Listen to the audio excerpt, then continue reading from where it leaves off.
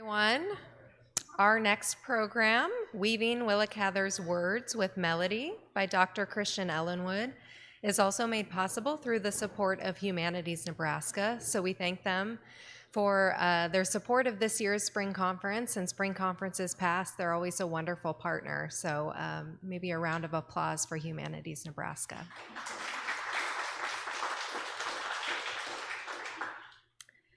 Christian Ellenwood is a composer, clarinetist, and teacher based in Milwaukee, Wisconsin.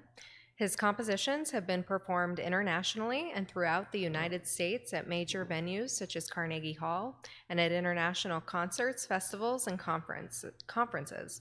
And his music has been broadcast over several major classical networks, including Chicago's WFMT. He performs as principal clarinetist with the Skylight Opera of Milwaukee, the Midwest Mozart Festival, and appears regularly with other orchestras and ensembles in the region, including the Milwaukee Ballet, Balcanto Chamber Orchestra of Milwaukee, Madison Symphony, and Madison Opera. He serves as professor of clarinet at the University of Wisconsin-Whitewater, where his contributions have received many commendations, including the W.P. Roseman Award, which is UW-Whitewater's highest honor for excellence in teaching. In 2020, Ellenwood was the winner of the Nebraska Chamber Players Willa Cather Composition Contest, which asks composers to adapt and respond to the literature of Willa Cather in development of a new creative work. Children of the Moon is a chamber music composition for baritone voice inspired by one of ours, and that's what he will be talking about this afternoon. So please welcome Christian Ellenwood.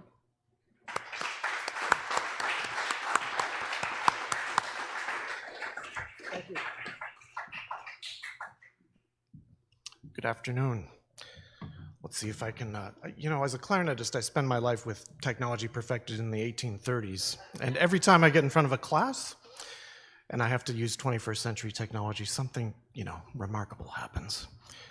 So let's make sure that this works.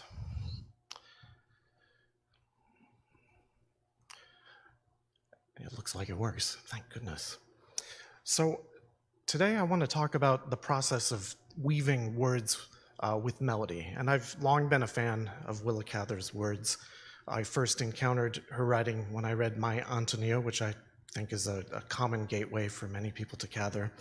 And today I want to discuss two works that use her words, Prairie Spring, which dates from 2014, and is a setting of the poem that prefaces O Pioneers. It's a work for choir and string orchestra.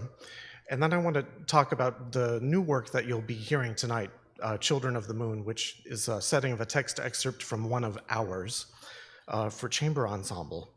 And in this discussion, I'll be talking about the process of composing and what happens when we're using musical colors to augment the vision contained in the words. A little bit about me. I'm a native Nebraskan. I grew up in Lincoln, and as a Nebraskan, I have this true love of the prairie landscape that Cather so beautifully describes. One of the things that impresses me most about Cather is her ability to link wide cycles of time, Earth history, human history, and link it to the internal landscape that we have as human beings. And one quote that I carry with me as an artist is this from O Pioneers: "There are only 2 or 3 human stories, and they go on repeating themselves as fiercely as if they had never happened before, like the larks in this country that have been singing the same 5 notes over for thousands of years." As a musician, that strikes deep. And singing and music are an important thread through all of Cather's writings. For a music teacher and a musician such as myself, her writing in Song of the Lark hits close to home. And I wanted to share with you basically some music first, and then we can talk about it.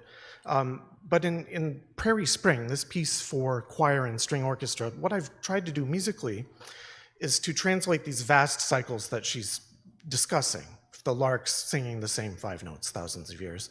I've tried to translate these into melodies and harmonies that have a similar yearning and stretching and singing quality across infinite horizons and these infinite skies that we have. And I've tried to give expression to that eternity that we all carry within us, even though it has happened before. But for us, living our lives, making our journeys, everything is new and fresh. And so here's Prairie Spring, and it's going to be accompanied by photography of the Audubon Spring Creek Prairie, just south of Denton, Nebraska. I took these photographs, and you'll see the words also scroll on the screen, hopefully, if all works. Fingers crossed.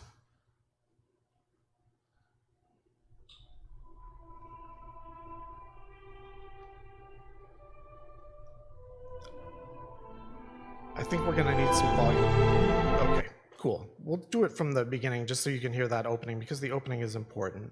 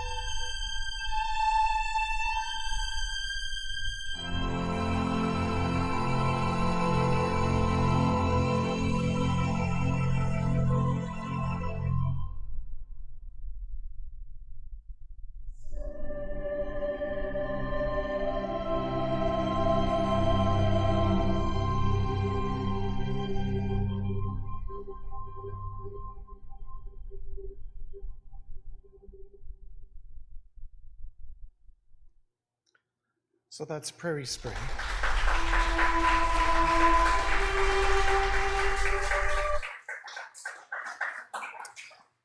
And it's a wonderful experience to listen to that music here. It's very meaningful for me personally to have that heard in Red Cloud. So thank you for listening. My role as a composer in setting text, I feel, is to amplify and explore the meanings and concepts and emotions through specific musical vocabulary. And I want to take you through some of what I did with Prairie Spring, and the same applies to Children of the Moon. But I'm often asked what the process is. How does this come about? So we'll be talking in some detail about that today. And my other role is to create a musical setting that really creates a multi-dimensional experience of inhabiting and connecting with the subject and emotions of the text. So to the specifics of the process. In choosing text, it has to be something that I connect with in an emotional way. It has to really resonate with my heart and with Cather. I could set all of her text to music. I try to absorb the poem in prose in terms of not only the intellectual and emotional meaning, but the sounds and syllables, the vowels, the consonants, the colors that make up the words themselves. I look for general and specific themes. I pay close attention to contrasts and shifts and changes in tone, meaning, emotion, and subject. I note repetition of words and ideas, and I can reflect those musically. I will recite the poem in text constantly, hundreds of times. I'll probably drive my children crazy just speaking the words. They know the texts just as well as I do by the time the piece is finished. And I spend a lot of time improvising directly at the piano. Oftentimes with the text in front of me, I will play and recite, and sometimes melody and rhythm and harmony will coalesce. It's a strange and messy process, but I think it's true of many composers. In terms of the creative process daily, there's lots of walking and hiking. I connect with nature, and we know Willa, Cather certainly did. Improvisation, as I mentioned. I collect musical ideas and fragments and themes. If you were to look at my piano at home, you would see it's covered with scraps of music paper and ideas jotted down. I journey through the material that I generate and I see how it fits together. And it's kind of an interesting, mysterious process that I can't even fully articulate. But when it feels right, it feels right. So in looking at this particular text for Prairie Spring, this is what I was working with to set, and I'm sure that you're familiar with this poem.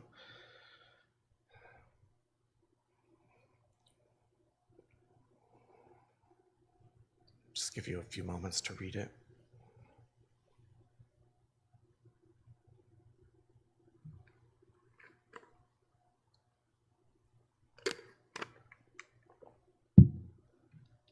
So then in setting this, consider musical materials first. Since this poem straddles the cycles of time in the natural world and the world of humanity, I kind of straddle two tonal centers at once. Do I have any music readers in the audience? Excellent. General music education is not dead. So just to give you an example of these two tonal centers,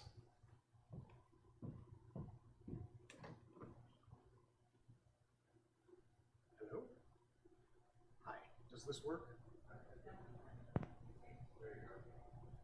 Does this work now?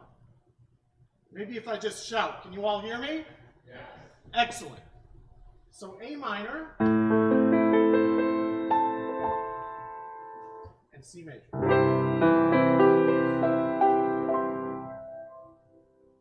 And in the opening,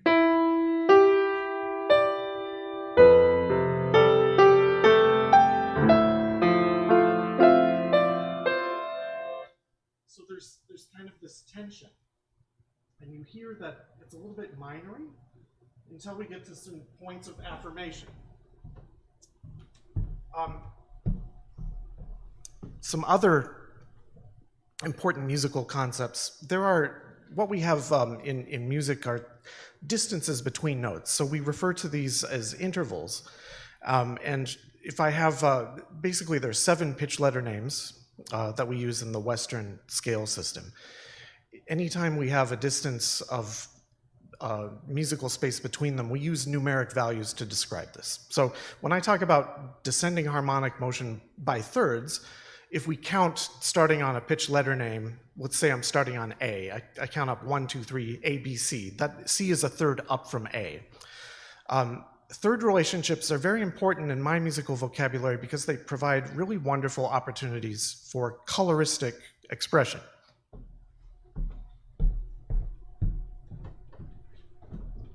So C major happens to be a third away from A minor.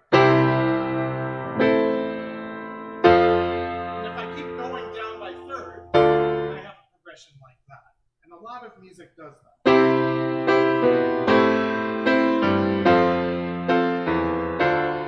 you can get more dramatic is if you add some chromaticism.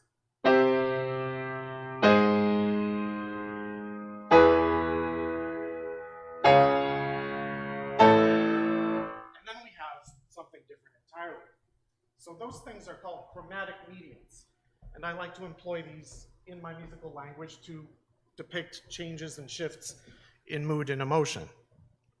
Also, dissonance is an important concept in music, this concept of tension and release. And I know I have some music terminology in here, but tritones, sevenths, and ninths are all names for particular types of dissonances. So if I add notes to a basic triad, 7th, 9th, and I can keep going from there. I can go up to 11th and 13th. And then if we chromatically alter those, we have all sorts of interesting possibilities. So dissonances are very important. That is how Prairie Spring opens. And you hear that there's some tension in that sound.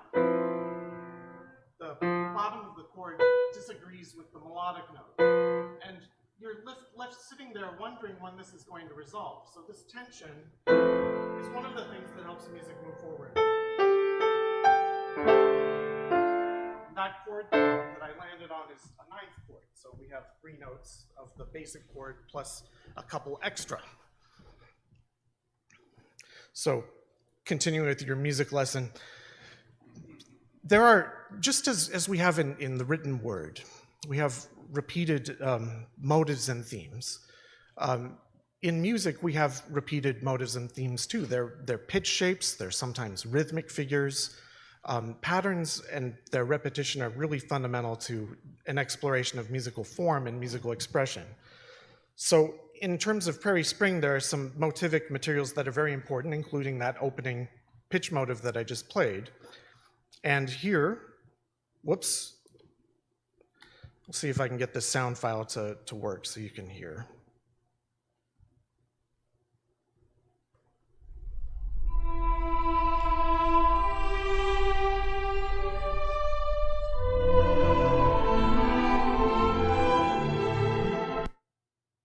Sorry? Okay. So that's the opening pitch motive, and you hear this this shape. Now I again talk about intervals. This motion from E up to G, that's the distance of a third, and from E up to D is the distance of a seventh. So that's what these numbers are referring to. And you'll notice that I have the same basic shape going on here, but the notes are just in a slightly different order. So I've got a leap of a seventh and then down a third. So there's a degree of coherence that listeners detect, even though they might not have the vocabulary, the terminology to describe it, but psychologically, we can perceive these things. And so that's part of what makes a piece of music hold together.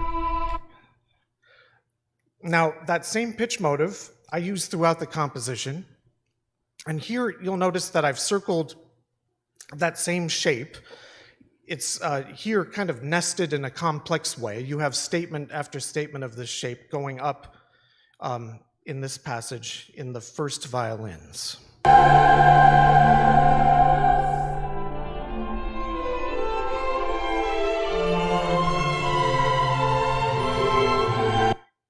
And that helps to create the sense of this vastness of sky, this reaching, this stretching, those shapes, those intervals, those spaces between notes have those qualities for me as a musician. And then some other motivic materials. There's an important theme that happens later in the composition. This coincides with the statement of youth. So that portion is circled in red. You see this, the notes are D, E, and G. And just to give you an idea of what that sounds like at the beginning of the piece, this is relatively early. Here it is.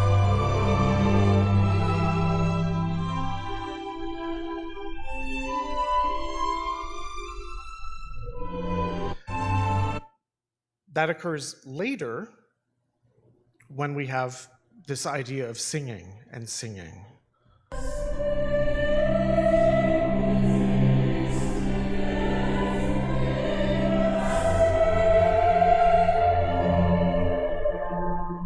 So by the time we get to that point of the piece, you have already heard that in the introduction. I've planted that seed.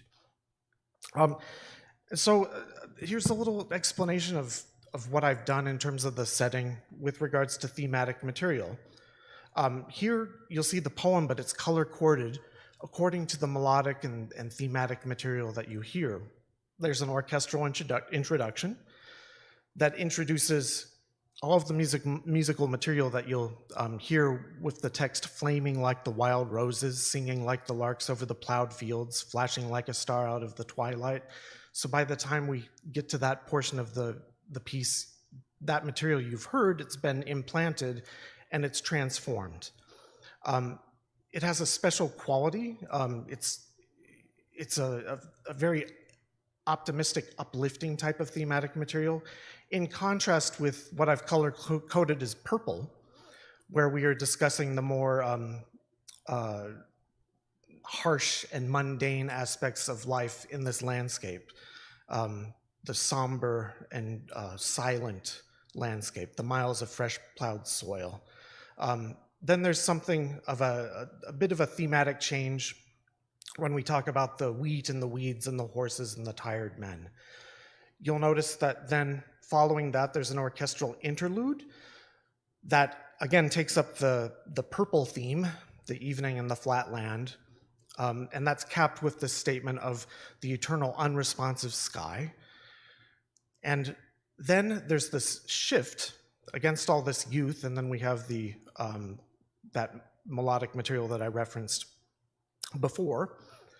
Then a return to the growing wheat and the growing weeds melodic material, and then finally ending with the singing and singing music, which ties in with this important thematic shift in the poem against all of this youth. And I'm going to play some of this for you again so you can kind of link the motivic material. It might interest you too to know that there are specific decisions line by line. Evening in the flat land. I use a descending melodic line. It feels like coming to ground. It's earthiness. Rich and somber and always silent. Used a gentle upward melodic contour. It contrasts with the initial melodic shape, creates a hushed character. To create a sense of distance, repeat the word miles, emphasize the notion of vastness, and have some uneven meter to create a sense of the staggering nature of that. Heavy and black, make rich and intense harmonic changes. The growing wheat, the growing weeds convey growth by extending the vocal range upward, so vault up with the voices. Then with the toiling horses and the tired men, reinforce this idea of resignation and exhaustion by coming to stable ground with the melody and the harmony and come downward in that melodic motion. Texture and harmonic change to create eeriness in the long and empty roads. You will hear this undulating pattern in the first violins, sullen fires of sunset fading. That's an important moment for me. We lead back to the initial choir melody there and state it in the orchestra first. And then the eternal unresponsive sky. So there's a huge choral ascent in this to depict that upward reach of the sky. The sky is a formidable feature here in this prairie landscape, and that's capped off with an orchestral interlude. So to kind of give you a recap of things, this is the score, so you can kind of follow along what's happening with the notation, and you can hear what I've done musically to support the text.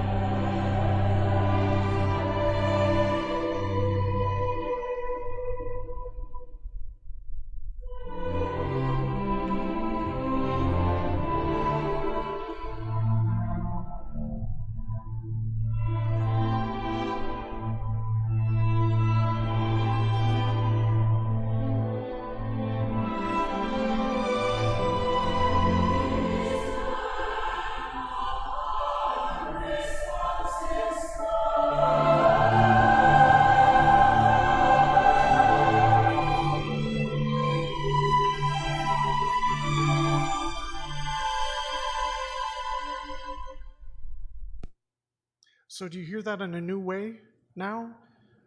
Yeah. And so I've tried to amplify exactly what is there in her text. So I've left things open and reaching high. Then the latter part of the poem shifts with this line. She has "against all this youth." And this is as clear a counterpoint as we could have. So against everything that has just happened, we have this idea of youth. And this is where there's time for a lot of musical change. So again, just whoops. Oh no. Like I said, 1830s.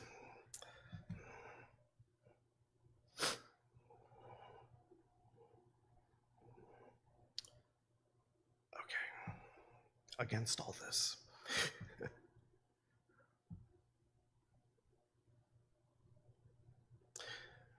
There we go, we're back. So against all this youth, flaming like the wild roses, singing like the larks over the plowed fields. So here there is a big change in energy, hugely energetic and burning an intense line filled with harmonic tension, high vocal range. You're going to hear this opening orchestral melody appear with much more energy behind it. It vaults upwards, flashing like a star out of the twilight. I continue that opening orchestra melody, and it follows the upward melodic contour. Youth with its insupportable sweetness, it's just all this soaring music behind it to transition to this, which is a huge change in tone, right? It's fierce necessity, it's sharp desire, the dark part of youth. So there's this yearning intensity that soars into kind of a choral climax. And then there's another string passage that amplifies this mood. I use instrumental passage work and orchestral color to amplify the emotions of the text. And then that takes us to another turning point, which is this notion of singing, and back to the larks. And since she writes singing twice and links it with and, I decided to repeat this. This is part of this cycle, the cyclic flow, and you'll hear it repeat over and over. Interspersed with the origins of the singing, out of the lips of silence, from the internal part of our hearts, out of the earthy dusk from the land. And the coda, the ending of the piece, it mixes all of the thematic material and the motives that you've heard. It puts them into chordal form. So to kind of give you an idea of this portion, again, I'll play for you from the notation, so you can kind of see how this works in musical language. And hopefully the gods of technology will smile upon me.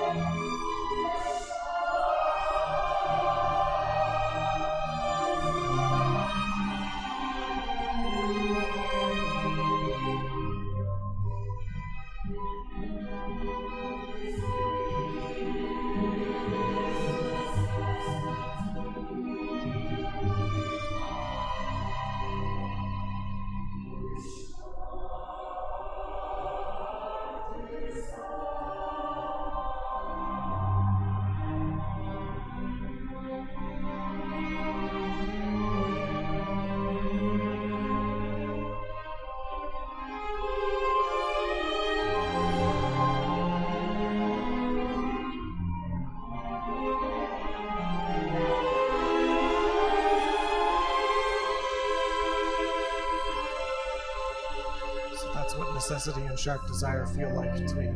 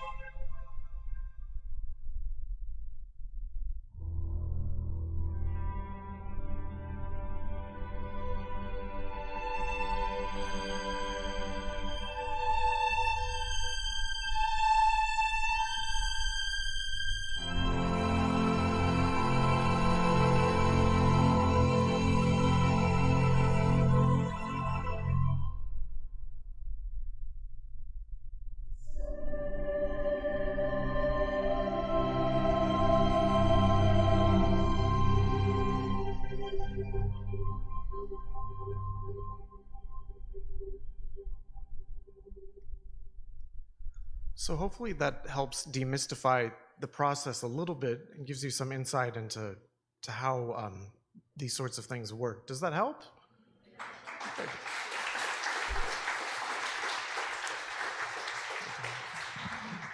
So I would like to discuss the work that we're going to premiere tonight, Children of the Moon, which was a joint commission by the Willa, Cather Archive and the Nebraska Chamber Players.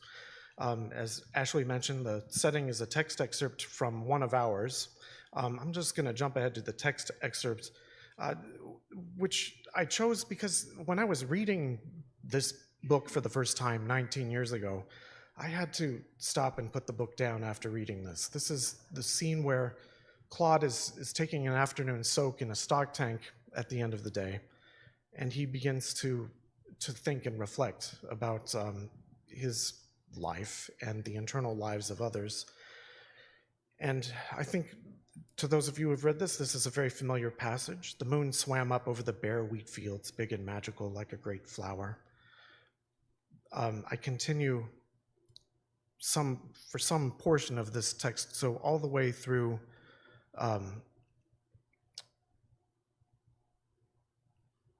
into this portion. And from this passage, you understand why I titled the piece Children of the Moon. So here, Cather is writing about everyone who has ever had beautiful dreams, too beautiful for the world as we know it. And this beautiful phrase, children of the moon, what a beautiful description. And I think the themes are ever more relevant, especially relevant today, when so many humans are not affirmed for being who they are and are forced into living lives that are trapped and inauthentic. And that is kind of the substance of this passage. Do you want me to pause and have you read the text, or? Okay, why don't we go through, and I'll just so you can see the whole thing.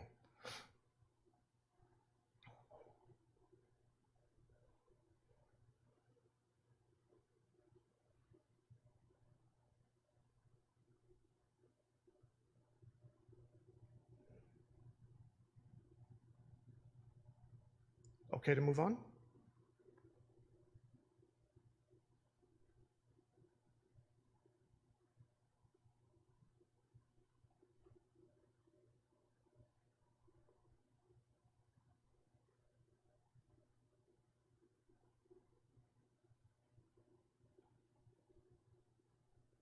Good.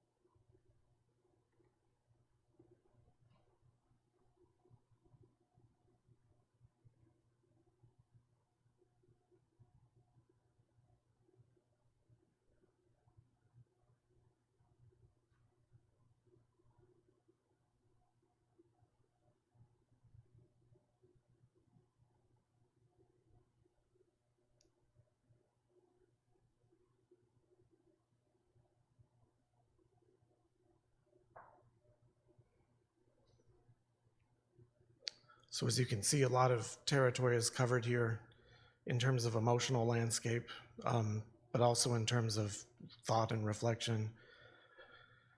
And because it's such a type of vastness, this piece that I've composed is almost like a little mini opera. It's about 20 minutes long. I don't want to give you the whole thing. It would be like showing you a whole movie before the movie premieres. But I wanted to kind of give you a little bit of an introduction and a sort of highlight reel, and also some insight into what I did with the setting. To me, the text in this passage reads like poetry, so I treated it very poetically. So here I've taken her words and I've structured them in groupings like this. The moon swam up over the bare wheat fields, big and magical, like a great flower. And then in my music, you'll hear a division. The water had been warmed by the sun all afternoon. Tone is going to change there slightly. And was not much cooler than his body. He stretched himself out in it. I use melodic figures that show the stretching. And resting his head on the metal rim, lay on his back, looking up at the moon. And at that point in the text, you'll have this sense of stretching out, and then there's this ascending melodic line that mirrors the ascent of the moon. Then another tone change. The sky was a midnight blue, like warm, deep blue water, and the moon seemed to lie on it like a water lily, floating forward with an invisible current. And then the climax of the passage is one expected to see its great petals open. So what I have for you is a little snippet from a rehearsal. I'll give you a little preview of what you'll hear.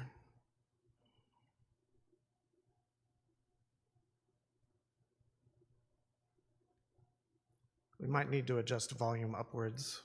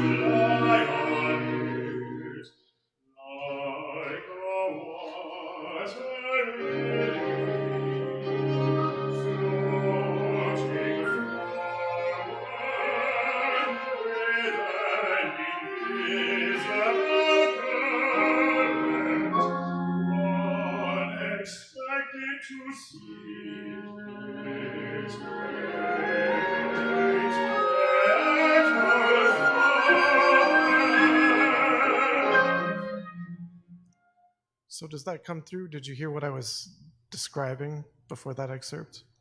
So I'm using the instrumental colors also to comment upon all of these things and to link it together.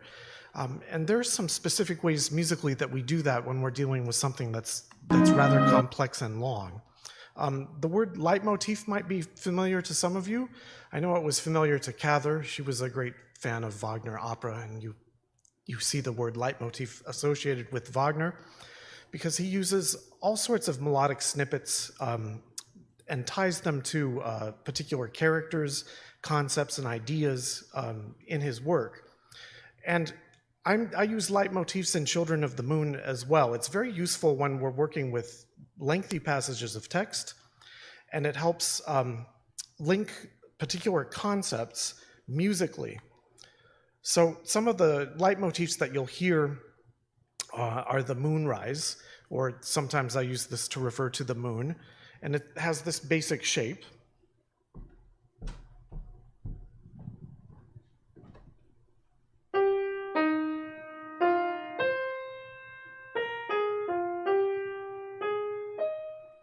And then if we put harmony with that, hear that some of the notes agree, some of them clash a little bit.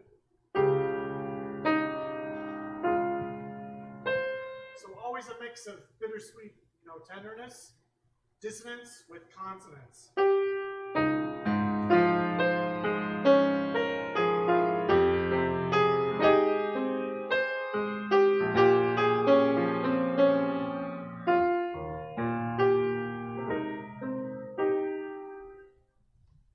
And that comes back in many forms.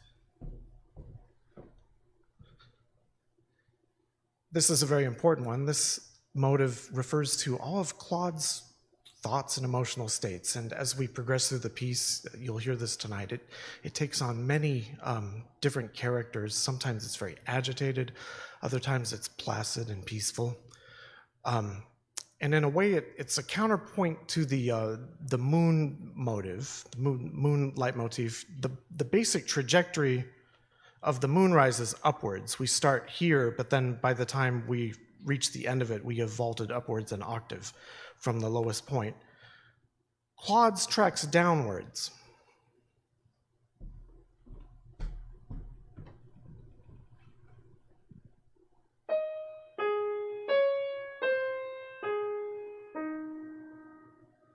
So it has that contour.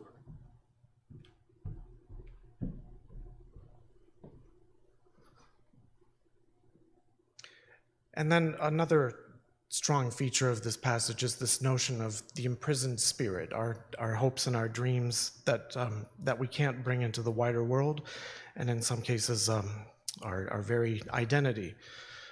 This also a very important leitmotif that you will hear throughout the work and in various forms, and I'll give you a taste of what that is at the piano.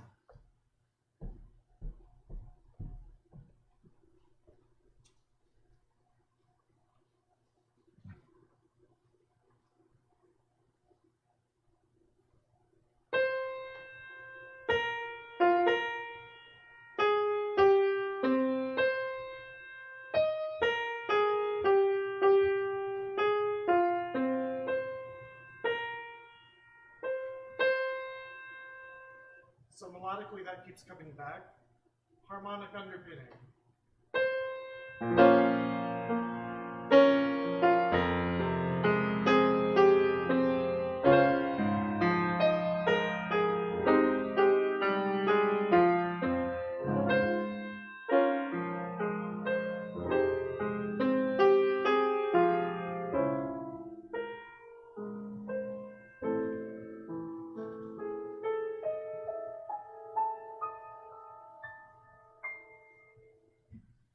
So some dramatic shifts in harmony to underscore everything that passage means to me. And so as I mentioned, you will hear these little snippets throughout the piece, and they're transformed and put into different characters, different orchestrations.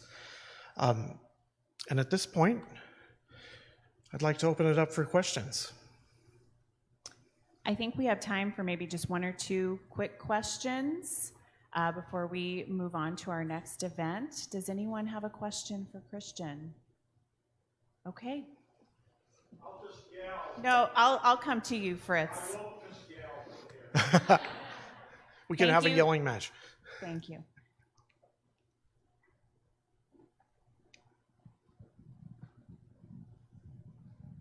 It is absolutely wonderful to see the prose text laid out, typeset as poetic lines. That's really cool. My question is, tonight in the printed program, will we get to sit with the printed text in our laps to follow along? I believe so. That I think is going to be in the printed program. So you'll have all of the text. It won't be presented in the poetic form, but if any of you are interested in the way I structured it, I can share that with you. Also, I forgot to mention that the bracketed portions of text were not set in the piece because I felt that they would kind of interrupt the flow of the musical statement. But the essence of things is there. So for instance, when he was dealing with the towels and things like that, I left out things like those things. So I think it's the second line of Prairie Spring is rich and somber and always silent. Yes. And silence, of course, in performance and composition is really important, but how do you feel about that always silent line as a musician? I think silence is not really an absence. A lot of people equate silence with absence of sound, but I think there's something always underneath it. And as a musician, some of the most powerful moments in music are actually the silences. I think of this, if you happen to know Schubert's Unfinished Symphony, the first movement, there's a cavernous silence at a critical point in the form, and I can't imagine the piece having the power and effect that it does without that silence.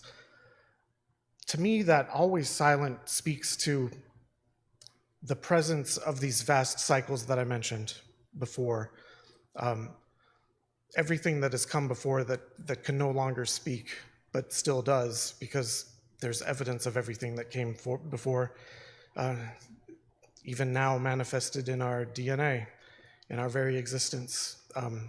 So what was silent is actually flowing forth into song right now, through all of us living and witnessing the present moment. That's kind of how I feel about it artistically. Does that help? All right, thank you. Unfortunately, we are at the end of the program, but thank you, Christian Ellenwood, for your window into your process. That was fascinating.